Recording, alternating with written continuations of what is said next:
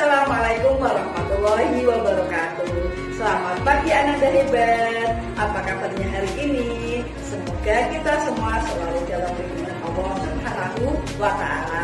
Amin. Berjumpa lagi dengan Muslimah ya Kak, dalam muatan pendidikan agama Islam. Ananda hebat kelas 6. Pada pertemuan kali ini kita akan belajar pelajaran 5 tentang keteladanan Rasulullah Shallallahu Alaihi Wasallam dan sahabatnya.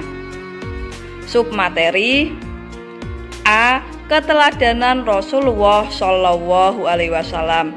Nah, untuk tujuan pembelajarannya yaitu meyakini dan memahami kisah keteladanan Nabi Muhammad Shallallahu Alaihi Wasallam.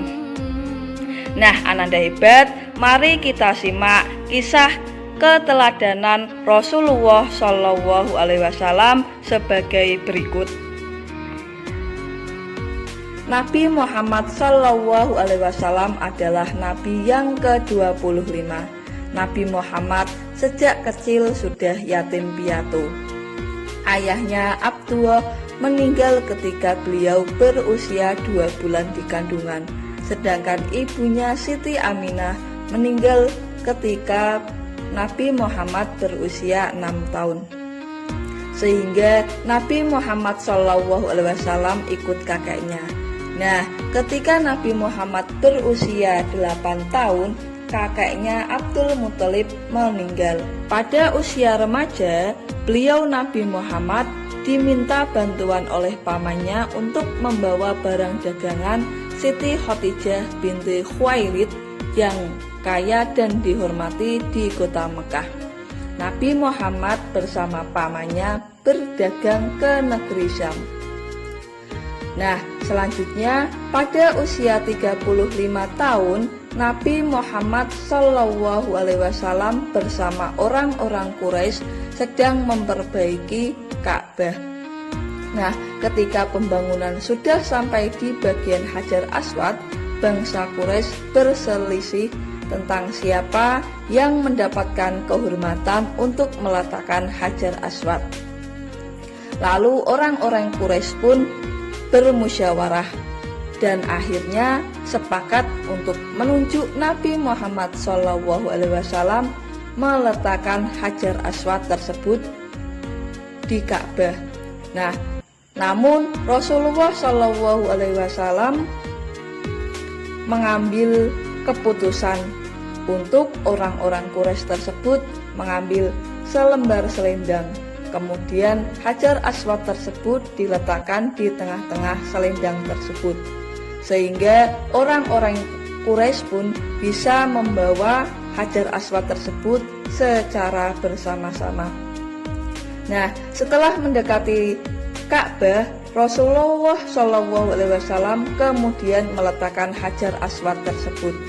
Nah, dari kejadian ini orang-orang Quraisy mengagumi Nabi Muhammad SAW yang mempunyai sifat terpuji. Orang-orang Quraisy memberikan julukan kepada Nabi Muhammad SAW dengan julukan Al-Amin, yaitu artinya dapat dipercaya. Nah, Nabi Muhammad selain mempunyai sifat jujur baik perkataan maupun perbuatannya, beliau juga sayang terhadap orang-orang sekitar, terhadap anak yatim. Nah, padahal di zaman jahiliyah, orang-orang yang ada di Mekah itu tidak menghargai anak perempuan. Namun Nabi Muhammad SAW justru menyayangi putrinya yang bernama Fatimah. Lalu ketika Fatimah mempunyai anak, Nabi Muhammad juga menyayangi cucunya Hasan dan Husain. Nah, sebagaimana dikisahkan dalam hadis yang artinya Nabi Muhammad SAW mencium cucunya Hasan bin Ali radhiyallahu anhu, sedangkan di dekat beliau ada Aqra bin Habis. Aqra berkata, "Aku mempunyai 10 anak, tetapi aku tidak pernah mencium seorang pun di antara mereka. Mendengar hal itu, Rasulullah Shallallahu Alaihi Wasallam memandang Aqra lalu bersabda, barang siapa tidak mau berbelas kasih, maka ia tidak akan mendapatkan belas kasih. Hadis riwayat Bukhari dan Muslim. Nah, selain hadis ini, ada hadis yang mengajarkan untuk hormat kepada orang tua, seperti hadis yang artinya sebagai berikut.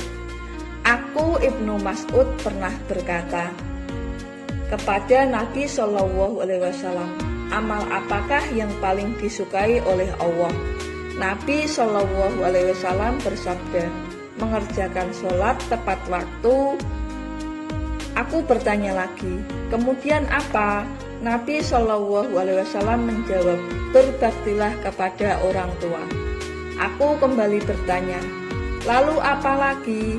Nabi Muhammad Shallallahu Alaihi Wasallam menjawab, jihad fi sabilillah. Hadis riwayat Al-Bukhari dan Muslim. Nah, Nabi Muhammad Shallallahu Alaihi Wasallam juga sangat peduli terhadap lingkungan. Nabi Muhammad Shallallahu Alaihi Wasallam mengajarkan agar kita tidak melakukan kerusakan di bumi ini, sesuai di dalam firman Allah Quran surat Ar-Rum ayat 41.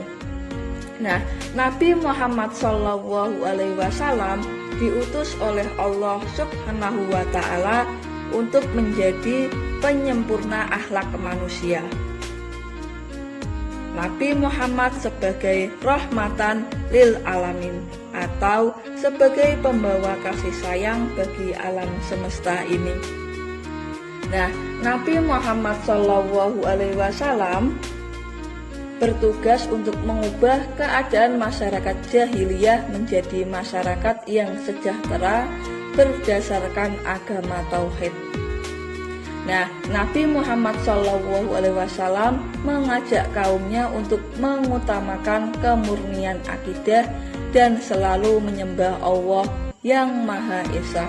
Beliau juga menanamkan akhlak terpuji yang membawa kebaikan manusia hidup di dunia hingga akhirat.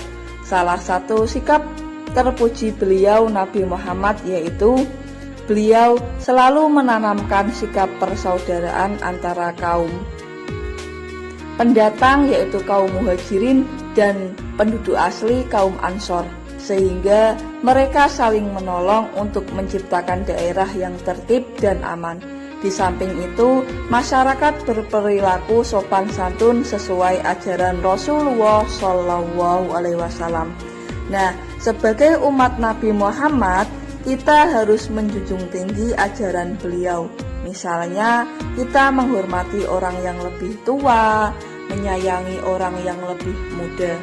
Kita berperilaku sopan dan bertutur kata santun terhadap orang tua, guru, dan masyarakat sekitar. Kita juga harus menjaga lingkungan kita agar selalu bersih, karena kebersihan itu sebagian dari iman ya Kak. Nah, anak hebat, demikianlah tadi adalah penjelasan materi untuk hari ini ya Kak.